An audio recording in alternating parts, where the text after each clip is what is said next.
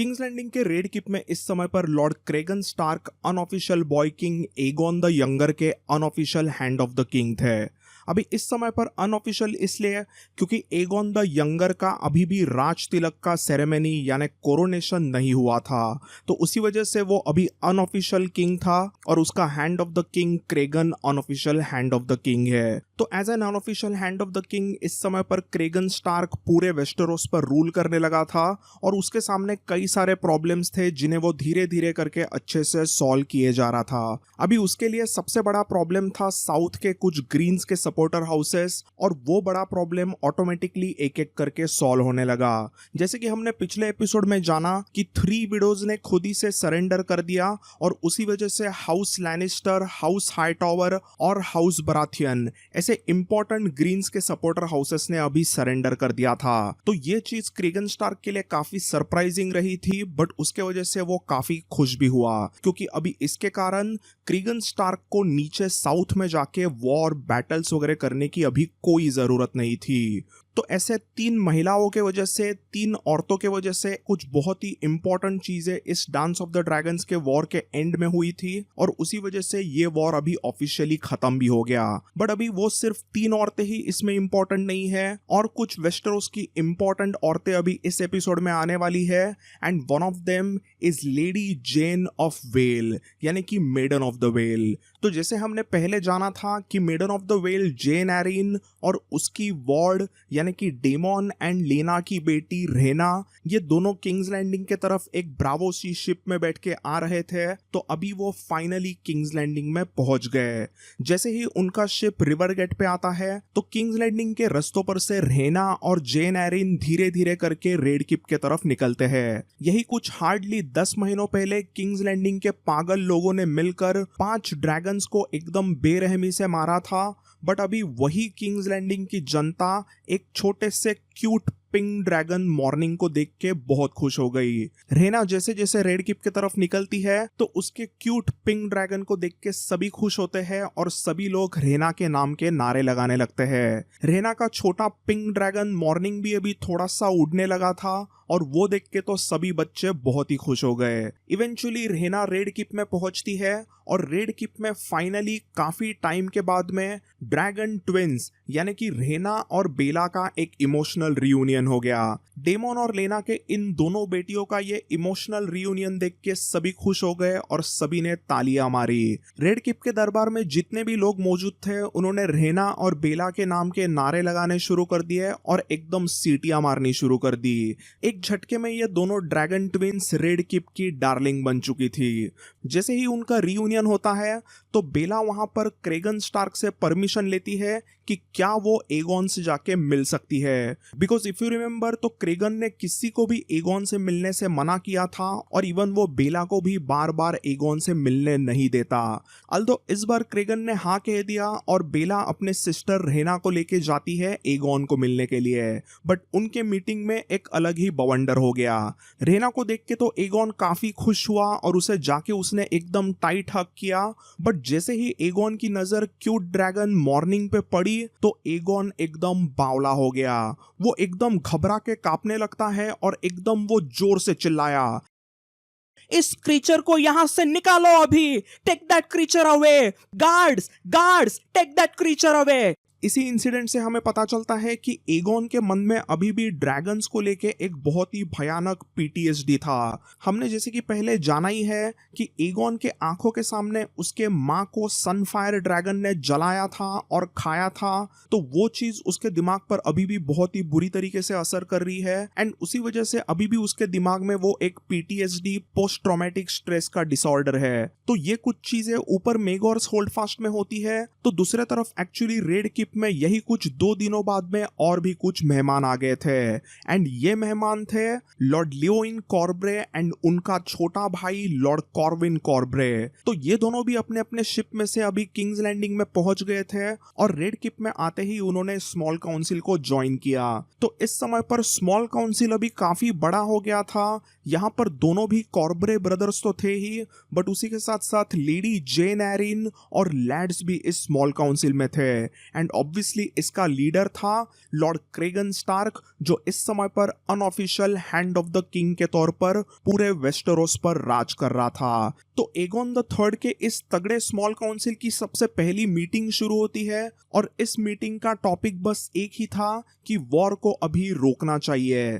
दोनों कॉर्बरे ब्रदर्स जेन एरिन और लैड सभी क्रेगन को समझाते हैं कि अभी हमें वॉर को रोकना चाहिए। It is time for peace, please lord Cregan don't look for war. ऐसे ही सबकी गुजारिश होती है एंड फाइनली इस बार लॉर्ड क्रेगन स्टार्क ने सबकी सुनी। जैसे जैसे सभी के बीच में डिस्कशंस वगैरह शुरू होते हैं तो लॉर्ड क्रेगन स्टार्क की खास करके 20-year-old लॉर्ड कॉर्विन कॉर्बरे से एकदम ही अच्छी दोस्ती हो गई।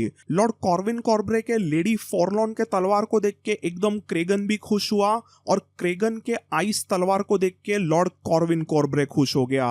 तो दोनों भी इन डैशिंग योद्धाओं में यहाँ पर एक अच्छी दोस्ती होती है, उनके बीच में एक अच्छा कनेक्शन हुआ। तो इस स्मॉल काउंसिल के मीटिंग में क्रेगन स्टार्क वैसे सभी के पीस के रिलेटेड चीजों को एक्सेप्ट तो करता है। He accepts that he won't look for the war, but वो ये भी कहता है कि जिन्होंने भी एगोन द सेकंड को मारा, जो एगोन द सेकंड के किलर्स होंगे, उनको वो नहीं छोड़ेगा। वो अभी भी एडमेंट होता है कि वो कॉर्लिस वैलेरियन और बाकी जितने भी लोग जेल में फेंके गए हैं उन सबको रिहा नहीं करेगा।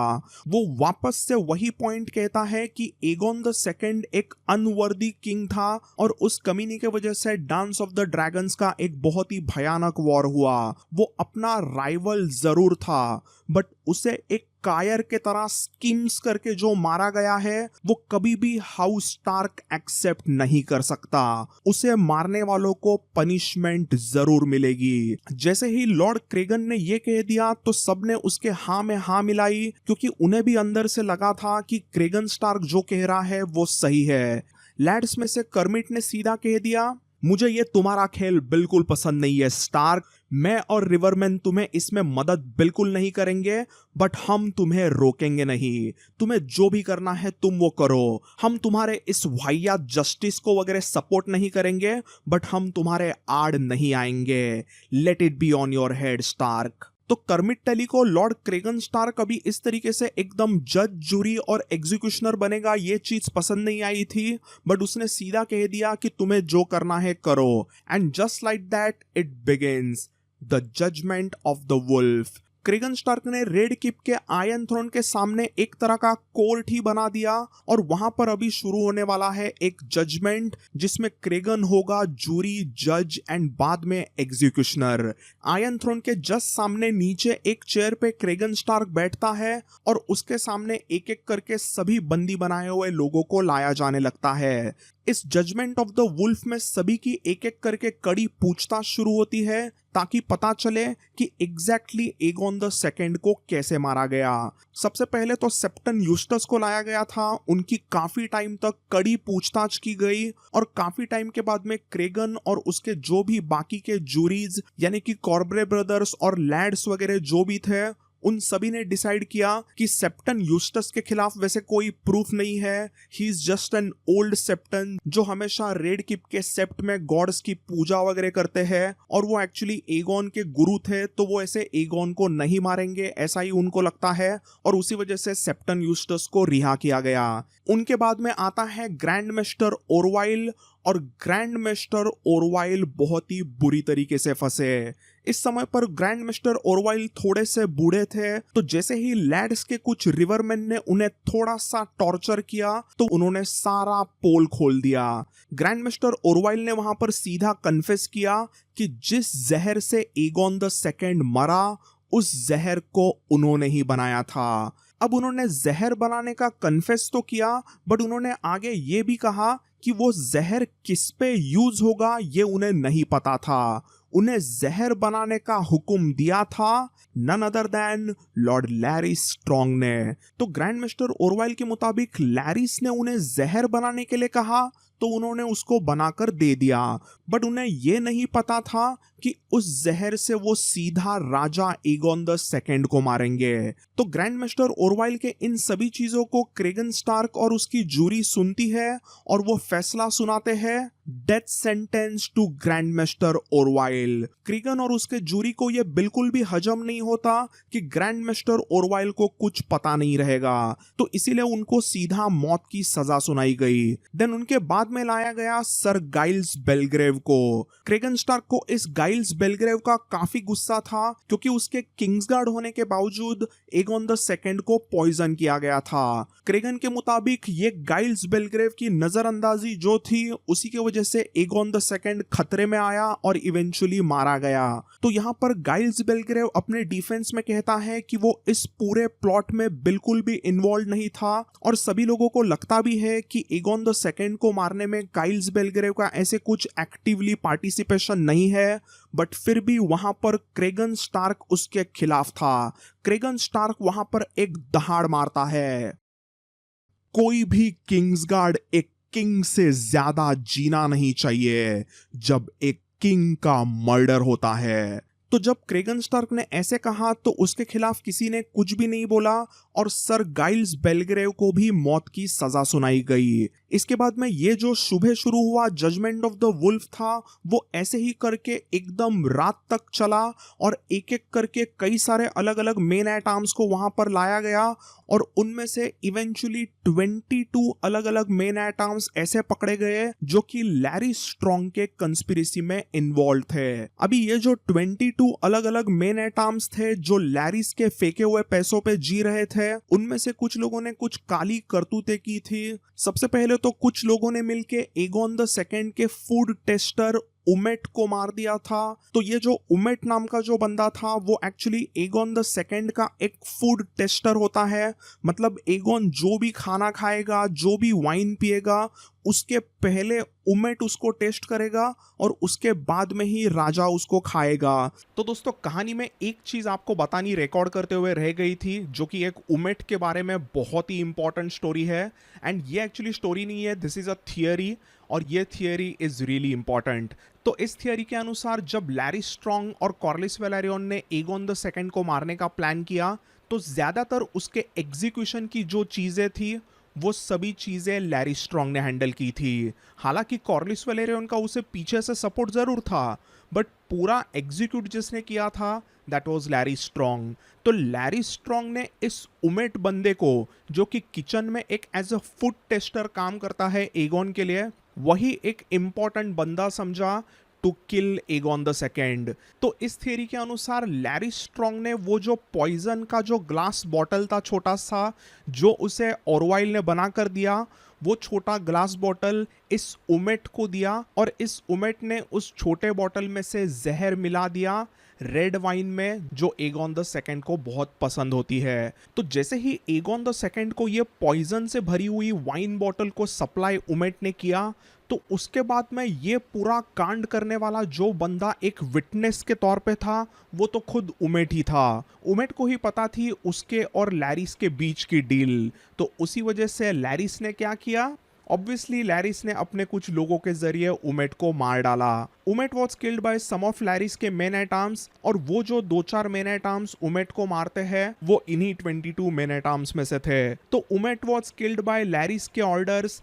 ये उमेट वैसे तो एक छोटा सा कैरेक्टर है but let's not forget that most probably ये एक ऐसा बंदा है जिसके हाथों से एक टारगेरियन किंग की मौत हुई। So that's a really important side story, एक छोटी इंपॉर्टेंट थियरी बतानी रह गई थी रिकॉर्ड करते हुए, that's why I told you here in between. तो let's get back to the story now. अभी इस फूड टेस्टर उमेट को किचन में किसने मारा, कैसे मारा, ये जो चीज थी इसकी गवाही दी थी नन अदर देन मशरूम ने। तो if you remember Aegon the second को मारने की सभी एक्टिविटीज जब शुरू हो गई थी तभी मशरूम के पीछे भी ये कुछ मेन आइटम्स पड़े थे और मशरूम सीधा भाग के गया था किचन में जहां पर वो एक आटे के बड़े से बॉक्स में जाके छुप गया। अभी मशरूम वहां पर अपनी एकदम सांस रोक के छुप तो गया था बट मशरूम को बाहर की कुछ चीजें सुनाई दी एंड उसी में उसने सुना कि उमेट को कुछ मेन एट आर्म्स ने मार गिराया। अभी मशरूम उस आटे के बॉक्स में एकदम अंदर छुपा था, मतलब प्रोबेबली उसने उस पूरे इंसिडेंट को सुना ही होगा, बट हमेशा की तरह मशरूम अपने कहानी में और थोड़ा सा मिर्च मसाला लगाता है। वो कहता है कि वो इवेंचुअली उस आटे के बॉक्स में से बाहर निकला था और उसने कुछ किलर्स को देखा भी। तो ये जो भी 22 मेन एट आर्म्स रहते हैं उसमें से ही 4 लोगों के तरफ मशरूम पॉइंट करता है और कहता है कि उन्होंने ही उमेट को मारा। तो मशरूम ने ऐसे टेस्टिफाई करने के वजह से, उसके ऐसे गवाही के वजह से उन चारों लोगों को भी मौत की सजा दी जाती है। तो ये सब कुछ होता है और उसके बाद में पारी आती है सर पर्किन द फ्ली की। सर पर्किन वहां पर आकर अपने जान की भीख मांगने लगते हैं। वो कहते हैं कि मैंने जो कुछ भी किया वो थ्रोन के भलाई के लिए किया, मेरे वजह से ही एगोन द थर्ड की जान बची, और मैंने जो कुछ भी किया वो सिर्फ और सिर्फ क्लबफुट और सी स्नेक के कहने पर किया। ऐसी सब वहां पर वो बातें करने लगता है, बट लॉर्ड क्रेगन स्टार्क को उसकी एक नहीं सुननी थी। क्रेगन को यह अच्छे से पता चला था कि यह सर पर्किन द फ्ली मतलब एक नंबर का बहुत ही वाहियात गंदा सा रंग बदलू गिरगिट है और उसीलिए उस पर विश्वास बिल्कुल नहीं कर सकते। क्रेगन स्टार्क बस एक ही चीज दरबार में कहता है, once a turncloak always a turncloak. तो क्रेगन के मुताबिक जो भी एक बार गद्दारी करता है वो बार बार गद्दारी करता रहता है, और उसी वजह से क्रेगन स्टार्क इस सर पर्किन द फ्ली को भी मौत की सजा सुनाते हैं। सर पर्किन के बाद में 2 ऐसे मेन एट आर्म्स आते हैं जिन्होंने लैरिस के कहने पर सीक्रेटली बेला को रेस्क्यू किया था। तो इफ यू रिमेंबर, तो एक्चुअली एगोन द सेकंड और सर एल्फ्रेड ब्रूम के जो भी कुछ मेन एट आर्म्स थे, जो ग्रीन्स के एकदम लॉयल मेन एट आर्म्स थे, उन्होंने बेला और एगोन द 3 दोनों को एकदम बंदी बना के रखा था। तो बेला को छुड़ाने का एक इम्पोर्टेंट जो काम था वो सीक्रेटली लैरिस के इन 2 बंदों ने किया था, और इन दोनों बंदों को भी क्रेगन स्टार्क के काउंसिल ने सीधा मौत की सजा सुना दी, क्योंकि इन 2 मेन एट आर्म्स ने भी एकदम सीक्रेटली कुछ लोगों को मारा था जिनको उन्हें मारना नहीं चाहिए था। क्रेगन के मुताबिक ऐसे अचानक से मर्डर करना मतलब भी एक ट्रीजन होता है, और उस मर्डर की सजा मतलब सिर्फ और सिर्फ मौत है। तो अब तक तो क्रेगन स्टार्क ने जितनी भी सजा सुनाई थी उसको सभी ने एक्सेप्ट किया, बट इस सजा के खिलाफ लेडी बेला टारगेरियन ने सबके सामने दहाड़ मारी। लॉर्ड क्रेगन, मुझे छुड़ाने वाले दोनों लोगों को अगर कोई हाथ लगाएगा तो मैं उनके हाथ काट दूंगी। मेरे नाना जी कॉर्लिस वेलेरियन को आपने डंजन्स में फेंक दिया, बट मैंने उसे एक्सेप्ट किया, बट मेरी जान बचाने वाले इन 2 जाबाज योद्धाओं को किसी ने अगर हाथ लगाया तो मैं उसके हाथ काट दूंगी। बेला के इस डैशिंग अंदाज के वजह से तो ही कहा जाता है कि बेला एकदम डेमोन की बेटी थी, एकदम बिंदास, किसी से भी नहीं डरने वाली। वहां पर दरबार में 200 से भी ज्यादा नॉर्दर्न मैन थे, बट उनके सामने बेला ने उनके लॉर्ड क्रेगन स्टार्क पर सीधा तलवार निकाल दी। जैसे ही बेला ने ऐसा किया तो ऑब्वियसली थोड़ा सा माहौल वहां पर गर्म हो गया था, बट उस माहौल को ठंडा कर दिया लॉर्ड क्रेगन स्टार्क के एक स्माइल ने। क्रेगन को भी लगा कि इस बार जो बेला कह रही है वो सही है और उसकी बात माननी चाहिए। तो क्रेगन स्टार्क सिर्फ मुस्कुराता है और बेला के तरफ देख के कहता है, चलो उन्हें हम माफ कर देते हैं लेडी बेला, उन दोनों को तुम्हारे कुत्ते बना दो, जाओ बख्श दी उनकी जान। जैसे ही क्रेगन स्टार्क ये कहता है तो वो दोनों भी मेन एट आर्म्स लेडी बेला के सामने बेंड नी करते हैं और वो उसके स्वॉन शील्ड बन गए। तो अभी जजमेंट ऑफ द वुल्फ के इस दिन पर एकदम रात हो चुकी थी और फाइनली रात में एकदम एंड में 2 लोगों को लाया गया, and that is lord Corlys Velaryon and Larys Strong, 2 of the biggest conspirators जिन्होंने मिलकर एगोन द सेकंड को मरवाया। तो वो दोनों भी लकड़ी के बने हुए कटघरे में खड़े रहते हैं और वहां पर सबसे पहले लॉर्ड कॉर्लिस वेलेरियन कहते हैं, यस माय लॉर्ड्स, मैंने वो सब कुछ किया, बट मैंने जो कुछ भी किया it was only for the good of the realm. मुझे अगर वापस मौका मिलेगा तो मैं वापस वही चीजें करूंगा जिसका मुझे कोई गर्व नहीं है, बट मैं वो करूंगा जरूर। डांस ऑफ द ड्रैगन्स के वॉर के मैडनेस को कहीं ना कहीं खत्म करना था और उसे खत्म करने के लिए कुछ डिफिकल्ट कदम उठाने पड़े, और मैंने वो उठाए। I have no regrets, I accept all the charges. Corlys ने बस इतना ही कहा और वो अपने बेड़ियों में वहीं पर खड़े रहे। उनके बाद में क्रेगन लैरिस को सवाल पूछता है कि क्या उसे अपने डिफेंस में कुछ कहना है, तो लैरिस वहां पर हंस के कहता है, When was a wolf ever moved by the words? मीठी बातों से हम वुल्फ को कैसे ही मना लेंगे, छोड़ो यार। बस that's it. Even Larry strong भी कुछ भी नहीं कहता, क्योंकि उसके मुताबिक वो कुछ भी कहेगा तो उसका क्रेगन पे कुछ असर तो होने ही वाला नहीं है, क्योंकि उसका जो भी प्लान है वो पूरी तरीके से अभी ओपन हो गया है और उसके भी डिफेंस में वैसे कुछ भी नहीं था। Larry strong also accepts all of his charges and उसके बाद में क्रेगन स्टार्क दरबार में सभी को बता देता है कि इन दोनों को भी सजाए मौत दी जाएगी। जैसे ही क्रेगन ने उन दोनों को मौत की सजा सुना दी तो पूरे भरे हुए दरबार में एकदम चहल पहल शुरू हो गई। अभी कोई भी लैरी स्ट्रॉन्ग को लेके कुछ बातें नहीं कर रहा था, किसी को उसकी कुछ पड़ी नहीं थी। Nobody cared about Larys Strong, but lord Corlys Velaryon के अभी भी कई सारे सपोर्टर्स वहां पर दरबार में मौजूद थे। इस होने वाले चहल पहल को क्रेगन स्टार्क ने भी समझा और उसने अपने जूरी को पूछा कि क्या उसके डिसीजन में कुछ गलती हो गई है, तो उसके जवाब में maiden of the Vale lady Jayne ने कहा, my lord, lord Corlys Velaryon को वो सभी स्कीम्स करनी पड़ी, एगोन द सेकंड को मारना पड़ा क्योंकि इट वाज नेसेसरी इविल। मुझे नहीं लगता कि लॉर्ड कॉर्लिस उसमें कुछ बहुत गलत थे। आई डोंट थिंक कि कॉर्लिस वेलारियन कोई ट्रेटर है, वो कोई गद्दार है। लेडी जेन के ऐसे कहते ही बाकी के भी सभी लोग वही चीज दोहराने लगे। वहां पर मौजूद सभी लोग कॉर्लिस वेलारियन के साइड से बात करने लगे।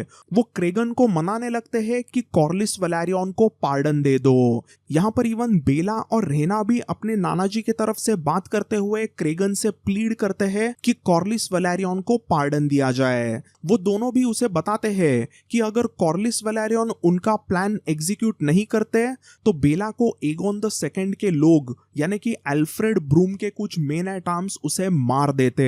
बट फिर भी क्रेगन स्टार्क किसी की नहीं सुनता।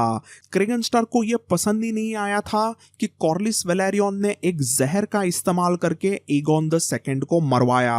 क्रेगन अपने डिसीजन पर एकदम एडमेंट होता है, उसे उस डिसीजन को बिल्कुल चेंज नहीं करना था और उसी के साथ साथ ये जजमेंट ऑफ द वुल्फ खत्म हो गया है, ऐसा वो डिक्लेरेशन देता है। तो जैसे ही क्रेगन वहां से चला गया तो रेना और बेला भाग के एगोन द थर्ड के कमरे में जाते हैं, जहां पर एगोन द थर्ड अपने छोटे दोस्त गेमोन के साथ में कुछ खेल रहा था और वहां पर उसके साथ में ब्लैक एली भी थी। रेना और बेला पूरे दिन में जो कुछ भी हुआ वो सभी चीजें एगोन द थर्ड को बताते हैं कि कैसे सुबह से लेकर शाम तक एक एक करके क्रेगन स्टार्क ने उसका जजमेंट ऑफ द वुल्फ दिया, कैसे उसने मौत की सजा सुनाई एंड कैसे उसने कॉर्लिस वेलारियन को भी अभी मौत की सजा सुना दी है। तो इस चीज को जैसे ही एगोन द यंगर ने सुना तो उसे भी बहुत ही ज्यादा दुख हुआ।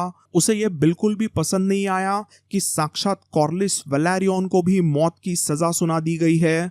तो उसके खिलाफ इवन एगोन द यंगर को भी क्रेगन से बात करनी थी। तो इसीलिए unofficial king Aegon the third ने अपने unofficial hand of the king Cregan Stark को अपने कमरे में बुलाने का हुक्म दे दिया।